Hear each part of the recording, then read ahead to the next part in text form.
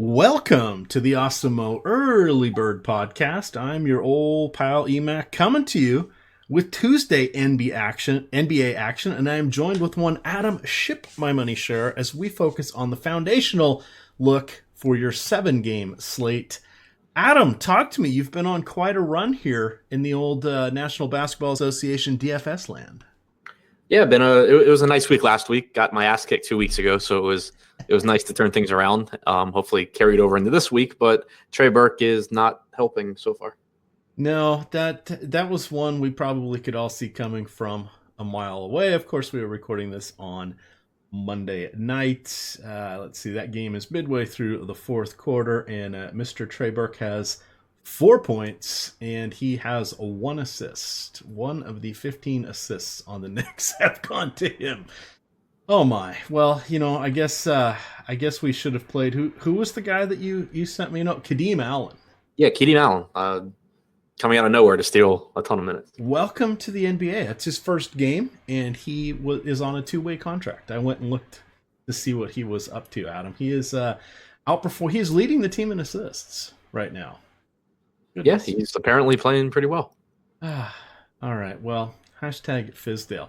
We've got a long list here of injuries, so I'm just going to rattle those off. We have 2 teams involved in back-to-backs. Brooklyn is going to be at home. They're on the road Monday night. They will be home Tuesday. And Chicago is starting the first of 2 road games. They are on the road Tuesday and Wednesday. With injuries, we have Ish Smith is questionable with a groin strain. He's missed the last 4 games. Sam Decker dealing with sore back. He may or may not play for the Wizards. Jan Mahemny questionable with a thumb injury. Jordan Clarkson probable with an illness. Tristan Thompson out for at least 2 weeks with a sore foot. Chandler Hutchison is going to be out for 2 to 4 weeks for Chicago. We saw both Rondae Hollis-Jefferson and Joe Harris start on Monday night.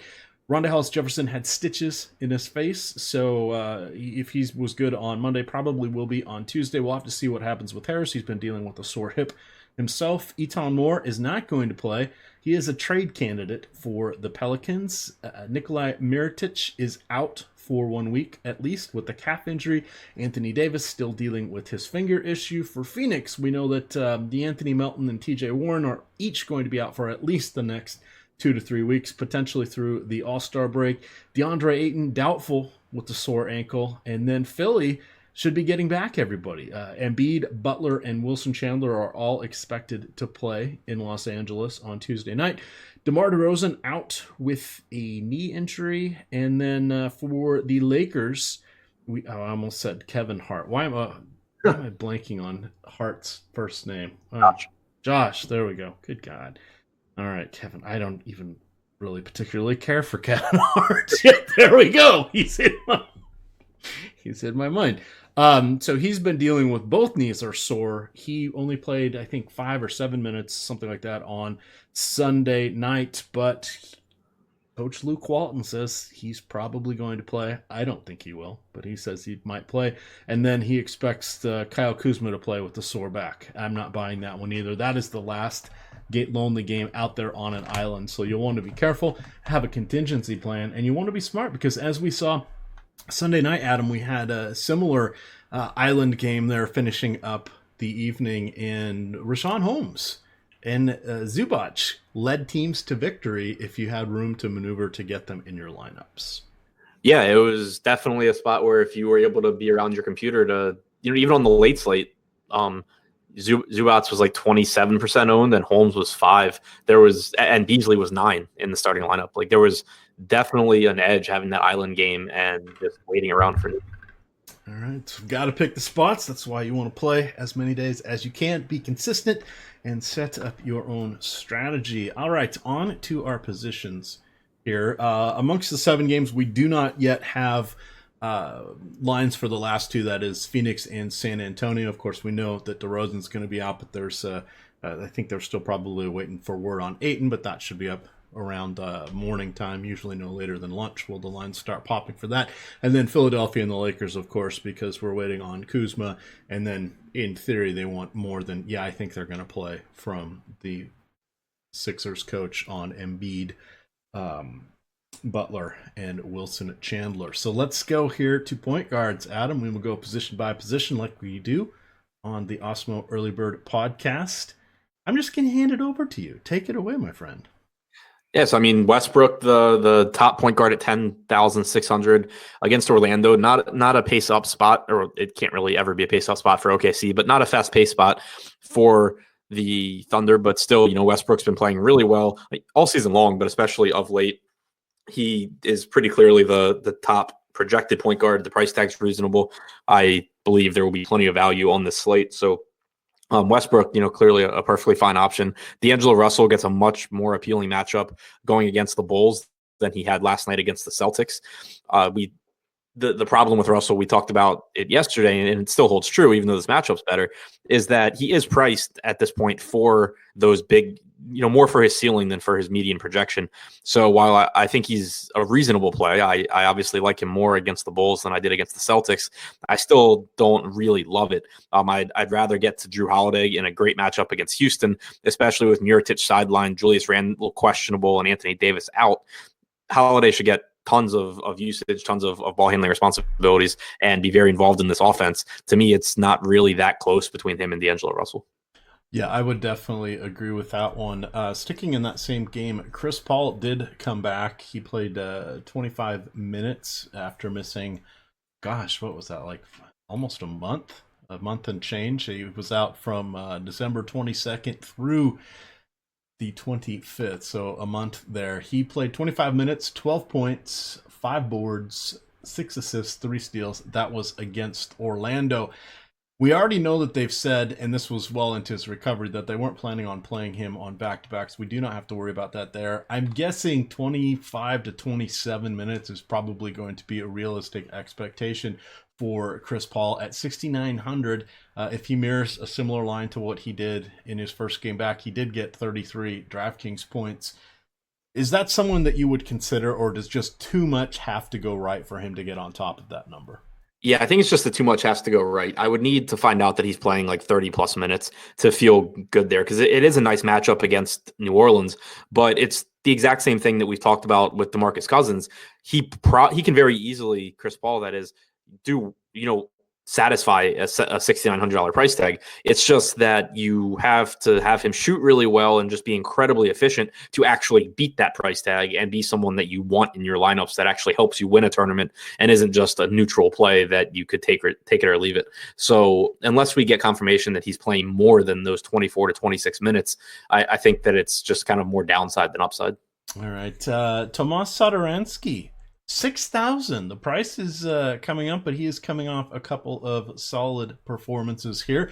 He's got 46 DraftKings points in 2 of his last 3 on the strength of nearly getting a triple-double on Saturday with 21 points, 9 rebounds, 8 assists. And then against Golden, that was in San Antonio. And then against Golden State, he had a 20 and 10 with the 10 assists there. Both those games he took 13 field goal attempts, and that is season high for him, which a little scary from that standpoint. But at $6,000, we know he's getting all the minutes and all the ball handling responsibility there for the Wizards. Has he outpriced himself? It's a matchup again in Cleveland against Cleveland, of course. It's obviously less appealing than the $5,400 price tag we got the other night, but it is a great matchup, and he is playing huge minutes. That's really the thing, is that for a while, once the Wizards started getting healthier, you saw Satoransky playing 30 to 32 minutes. Now we're getting 36 to 38 minutes from him.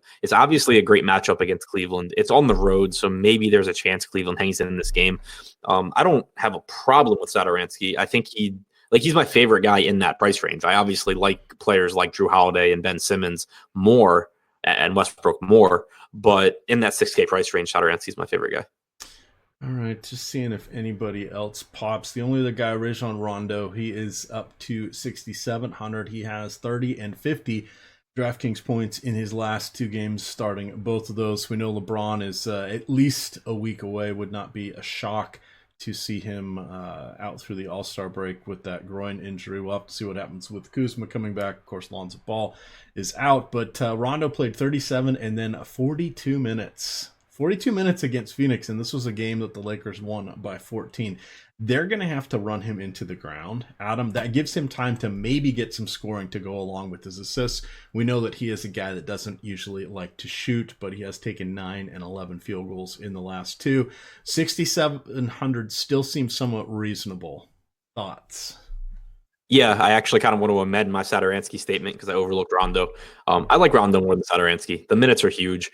Played at 36 and 42. It's not like he's a high usage guy, but he just does everything when he's out there. It's a nice matchup against Philadelphia. Should be a fast paced game. There's no reason for me not to like Rondo here. I expect that he'll be popular, and if you get a big ownership difference between him and Satoransky, then I think it's a reasonable pivot to consider. But just in terms of talking about who I like more, Rondo, I absolutely love at this price tag. All right, we'll leave the scrub dubs here for the deep dive. You'll have the article from Adam on Tuesdays. He will be going in, looking at rotations, getting all the injury news, and finding some value plays for us. There should be a lot with 14 teams in action. Using Derek White here kind of as our transition to go on over to the shooting guard position. DraftKings feels like a tough ask. 5,700. He should be seeing solid minutes in the low to mid 30s with DeMar DeRozan already ruled out, but he has only cracked 30 fantasy points twice in his last 8 games. His lowest is 16. The next lowest is 25. So reasonable floor, but I don't think he's going to help us win any tournaments at this price. Yeah, it's a reasonable price tag. It's a good matchup, but I think this position's just deep enough where I don't really see getting there. I mean, even in that price range you have, or relative price range, you have Brandon Ingram for 700 more against Philadelphia, who I would much rather play. You have Eric Gordon for 700 less against the Pelicans, who I would much rather play. So yeah, it's nothing really against Derek White. It's just that there's guys around him that I like more, and then also guys at different price points that I like more. All right. Speaking of different price points, he's there by himself. That would be James Harden topping the list. 13,600 on DraftKings. That is 3,000 more than the next most expensive player, which is Giannis Antetokounmpo, and then Russell Westbrook are 3,000 and 2,900. We'll do a little rounding there. Harden was he got it done against Orlando. The team definitely needed him there for most of the game as the Pelicans hung around. He played 37 minutes, 40 points, 11 boards, 6 assists, 3 blocks. It's spendy, Adam.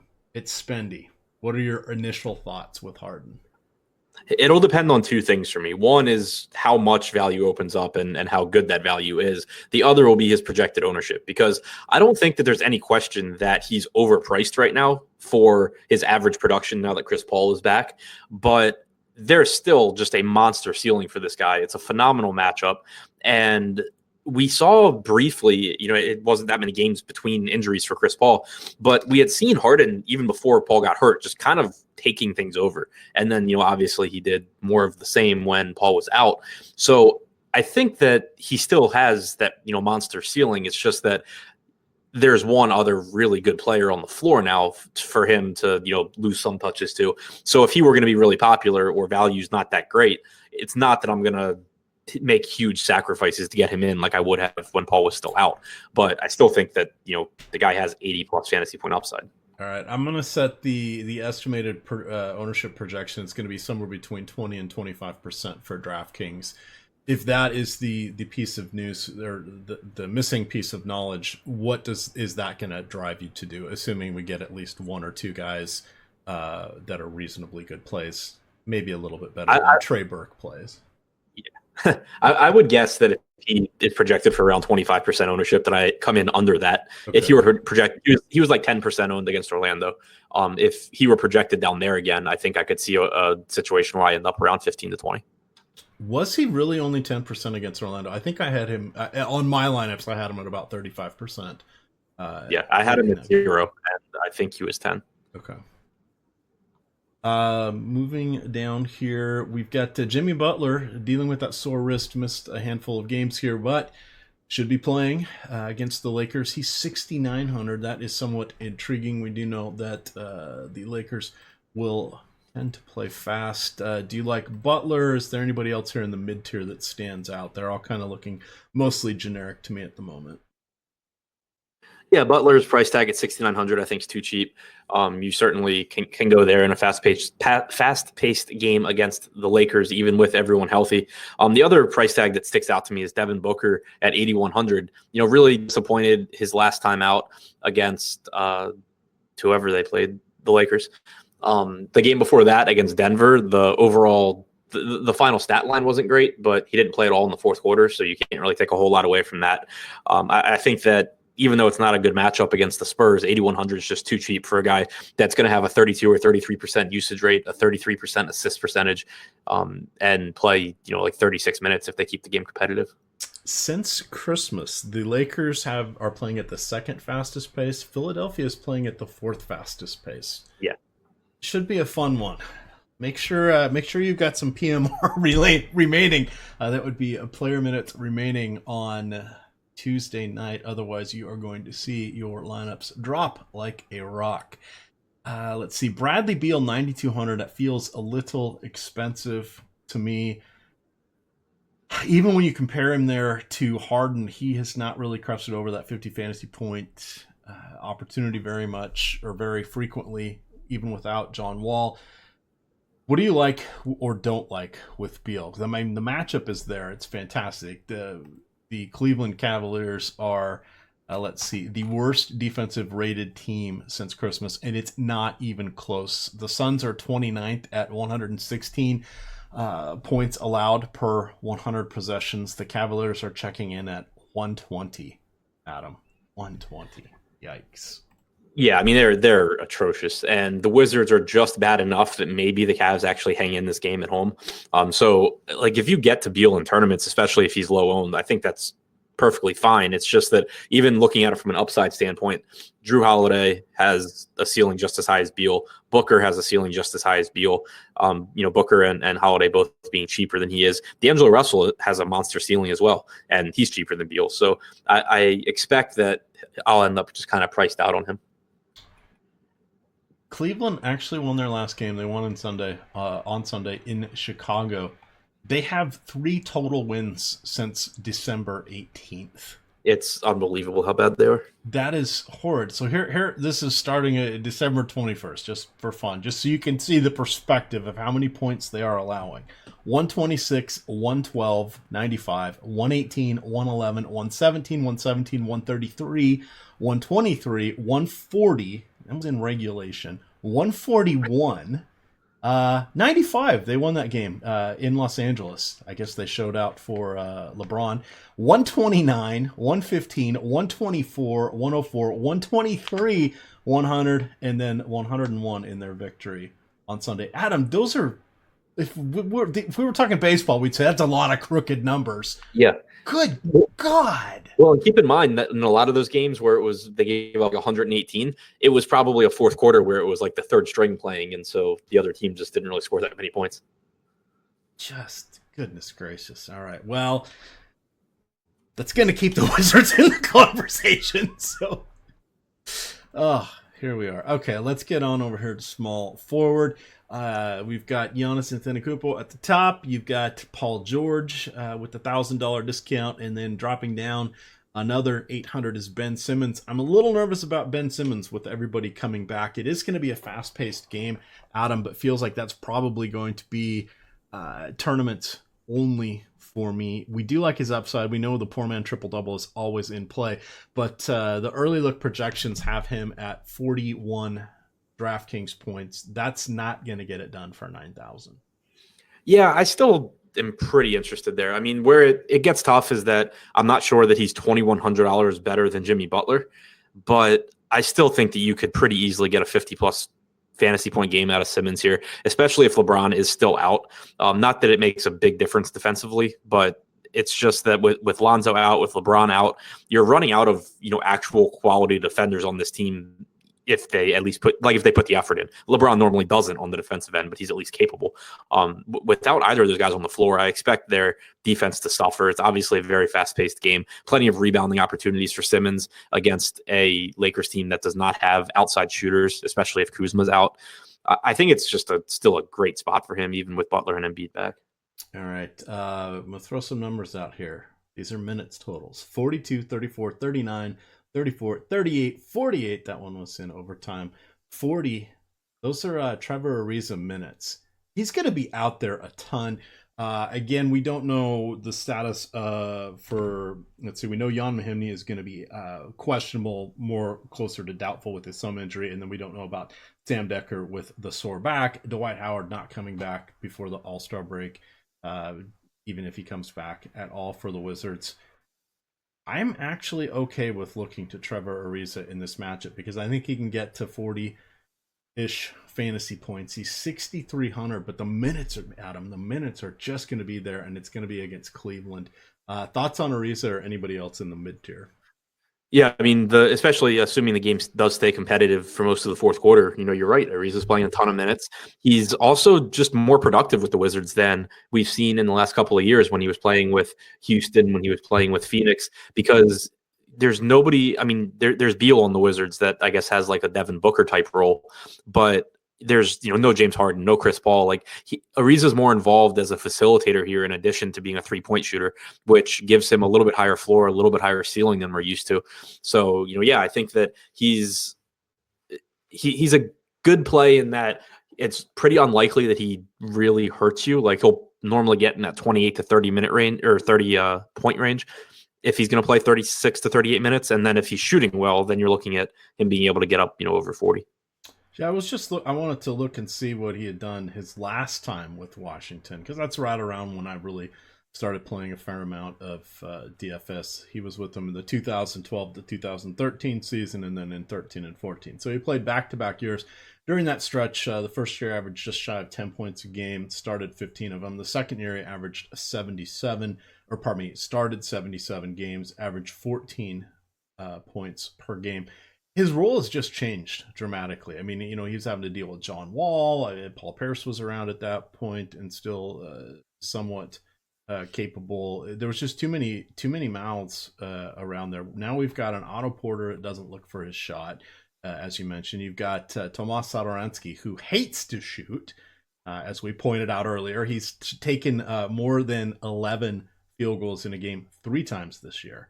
2 of them have been in his last 3 games. So, I mean, Ariza gets the gun. He gets to guard players. He's good at switching. He can guard the 2, 3, and 4 positions. Solid player. I really like him. I used to always say when he was first with the Wizards, I said, I like him on my team. I can never trust him for daily fantasy because some days he would get, a couple steals, couple blocks, nail a couple threes, and all of a sudden be like, holy cow, Trevor Ariza, 40 fantasy points. And then he was like PJ Tucker. Just right. From a fantasy points perspective, be like, he got 17 fantasy points tonight. Right. Good God. But yeah, I like him a lot now. He's 6 years older than he was in the last stint, but hey, he's been pretty darn solid. So my thoughts on that one. Anybody else here in the mid-tier? Again, the discount dandy, so much is going to change between now and lock. There's a variety of things. I mean, we could throw out Jeff Green's been playing a lot of minutes. Your mileage may vary. He's kind of all over the place. Marco Bellinelli, 4,200. No DeMar DeRozan, but I think the rest of this mid-tier is somewhat intriguing. Let's leave it with Kelly Oubre Jr. I know he's one of my favorite players. He's one of your favorite players. How do you like him against the Spurs?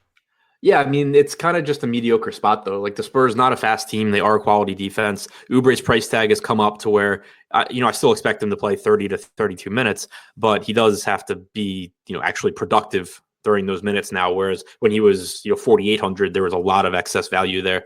I think I would rather find the $500 for Otto Porter against Cleveland. Okay. San Antonio, 20th fastest pace since Christmas, 20th defense.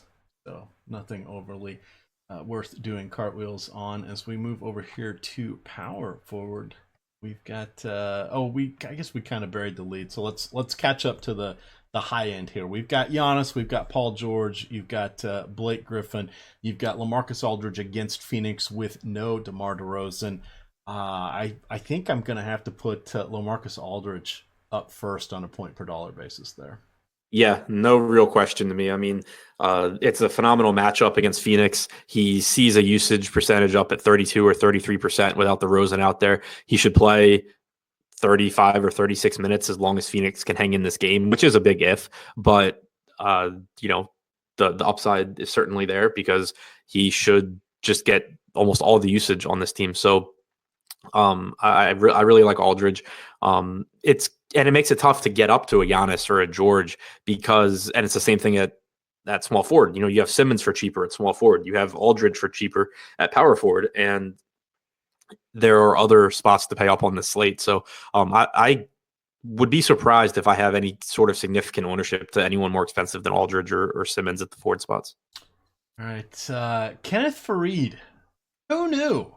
Who knew that finally he would come into his own after leaving Denver, leaving Brooklyn? He has been phenomenal. He's averaging a fantasy point per minute over the last or the 4 games he has played thus far for Houston, coming off of 36, 38, 26, and 23 minutes per game. Started the last 3. It's a match made in heaven, Adam. He runs around, he rebounds, he's active in the passing lanes, getting steals, and he shoots it. He shoots it in close. Doesn't worry about. He's taken 1 3-pointer in this time. I like him. The price is up there, but I have a feeling he's someone that I'm going to try to match the field on or get a little bit over in this matchup against New Orleans. Yeah, I love the spot. I love him as a player. I always have from a fantasy standpoint. And the minutes are great. He played 36 minutes 2 games ago, came back, did it again last game. And that was with Chris Paul back, obviously. So it was good to see because there was at least some chance that Paul coming back would shift everyone down a little bit and you would lose a few minutes for Fareed, even though they play different positions. But that didn't happen. Great matchup here going against Jahlil Okafor and a banged up New Orleans front court that may also be without Randall, will be without Mirotic, will be without Davis. So, really nothing to dislike about Fareed here. The only thing to point out from a negative standpoint is that he was on Sunday, he was $5,900 on DraftKings in a tough spot against a relatively tough spot. And he was 40% owned. So people are aware of what he's doing. And 6,300, while there is upside there and it is a perfectly fine price point, it's not such an egregious price point that if he's going to come in as massive chalk that you couldn't pivot to like a Lauri Markkanen against Brooklyn or Otto Porter against Cleveland or Aaron Gordon against Oklahoma City at a fraction of the ownership. All right, down, and that's a very valid point for us. Or Bobby Portis against Brooklyn. Yeah, I was going to say Bobby Portis checking in there at 6,400. Dipping down to a couple of the cheap guys here. I do like, or I am intrigued by Jeremy Grant. Going to Orlando. He is getting in the 25 to 30 fantasy points per game. He's 5,300. He is, I guess he's not eligible at small forward anymore. He's power forward eligible only, but he's someone that the minutes are going to be secure. Plenty of people for him to guard there. I think Josh Jackson is somewhat intriguing at 5,300. As you mentioned, Spurs not the most desirable of spots, but someone who's interesting. And then Rudy Gay has he missed a couple games with injury, but he's back. He's 5,900. Gets that great matchup there against Phoenix. Any of that trio stand out amongst their peers? Yeah, I really like Rudy Gay. He disappointed on Sunday on the second half of a back-to-back, but with DeRozan out, he's someone else that, along with Aldridge, should be one of the primary beneficiaries. And it's obviously a great matchup against Phoenix. I think he should get around 30 minutes, and there's no real reason to think that he, doesn't have a big game here.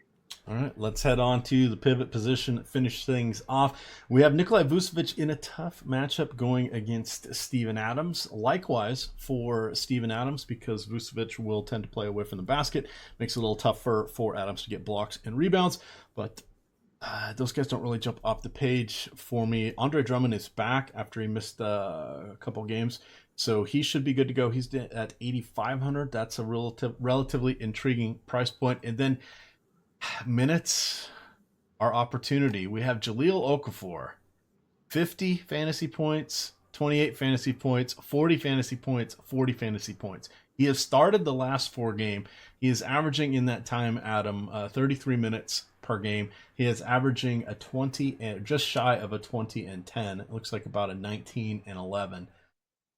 I think I'm gonna play Jahlil Okafor, and I doubt I would have said that at any point this season.